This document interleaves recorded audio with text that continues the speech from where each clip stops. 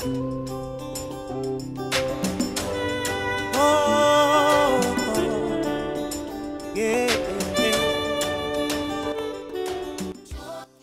haya kwa kweli ya siku mbili, lakini kwa leo siku ya kwanza nimepata mwanga wa ziada na kuniweka vizuri zaidi kutokana na mada mbalimbali ambazo zimewasilishwa za kunijenga na nitaisaidia vipi chuo, lakini kupitia taasisi yangu ambayo ninaiwakilisha ya maktaba katika kutengeneza ule ubora wa chuo na product ama wale wanafunzi ambao wanatoka hapa chuoni. Sababu masuala haya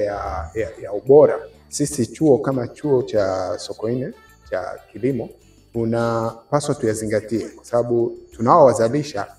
hawafanyi kazi hapa nchini tu, lakini wanafanya kazi sehemu yoyote nyingine duniani. Kwa hiyo swala la ubora ni unaanzia kutokana na sisi ambao tuko ndani ya taasisi na hivi vitengo ambavyo tuna wanafunzi hawa wanapita. Kwa hiyo kadri tunavyoendelea kupata mafunzo haya yanatuweka kwenye nafasi ya kuweza kujitathmini, tunafanya vipi kazi zetu. Mwisho wa siku wale ambao tunawatoa kwenda kwenye soko la ajira ama kwenda hizo fani ambazo wanasomea hapa chuo kuwa na zile tunasema quality, ubora ule